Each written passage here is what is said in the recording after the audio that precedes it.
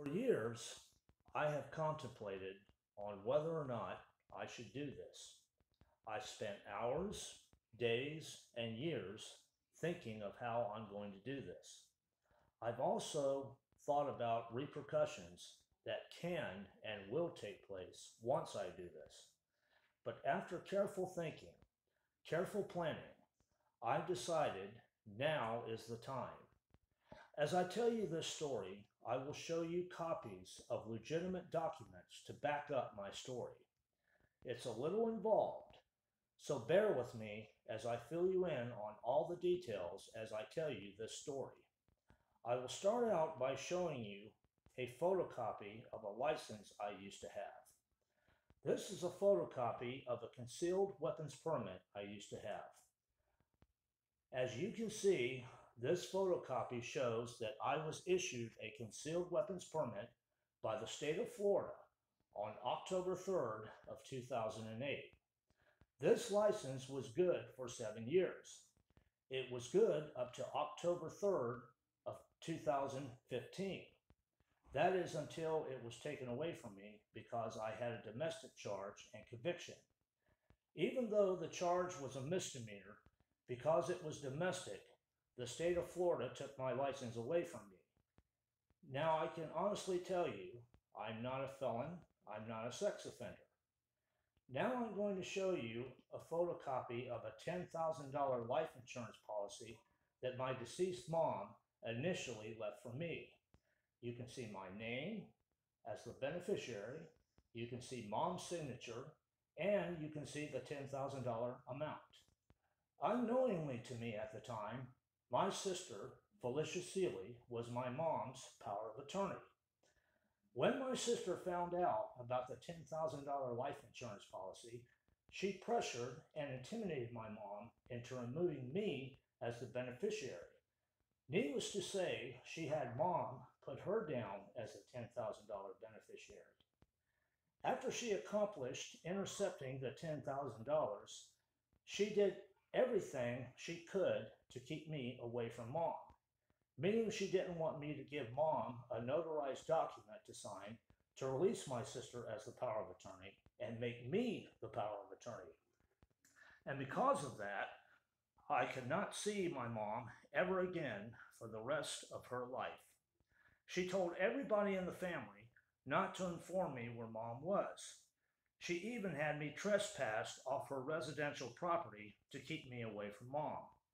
When my mom was in her final days in the hospital, I couldn't even be with her. And I had to find out by the obituaries on when and where my mom died. All because that bitch wanted to rob me of the $10,000. Now, my sister had friends that worked for the Manatee County Sheriff's Department. So not only was I at war with my sister, I was also at war with police. I had constant run-ins with police and constant confrontations with my sister. Finally, one day at a Walmart store, I saw my mom in a car with my sister. I tried to stop my sister from pulling out so I could talk to mom. My sister had no part of it. She was being a bitch. One thing led to another. Now I'm not proud of myself. I lost my temper, I was pissed off, and I spit in my sister's face. But who could blame me? My sister pulled out of the Walmart parking lot. Later she filed charges on me for battery, and since it was my sister who I wasn't even living with at the time, it was considered domestic. I was arrested, charged with simple battery, and I lost my concealed weapons permit because of it. I don't deny that. I committed the crime. I'm guilty of simple battery. However, on a prior arrest that I had a few years before that, I was wrongfully accused of a crime and I was cleared. The charge was dropped. The charge was expunged. Here is a copy of a court order signed by a judge to expunge the arrest.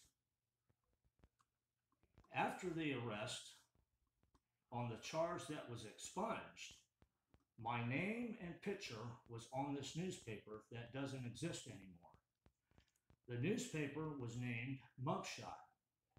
I sued the editor and publisher of that newspaper because he put false information about me that was not true. His name was Eric McGrath. His newspaper went out of business. So as an act of revenge, he posted anonymous comments about me on the internet to get back at me. He is pretending to be other people to give me a bad name. In other words, he is slandering me. All these anonymous comments are coming from the same person pretending to be other people. None of these comments are true. It's all BS. Eric McGrath is slandering me to get back at me for suing him. One more thing I want to touch on, and this story will all be wrapped up. I think it's strange and somewhat funny that the police department that arrested me on the charge that I was cleared of is the same police department that had 4 cops resign for having sex with a convicted prostitute named Donna Gibson. They confiscated drugs and put them back out on the street. The Bradenton Police Department had a black eye. They were looking for something to boost their image. They tried to do it at my expense. They had 4 cops resign for having sex with a prostitute.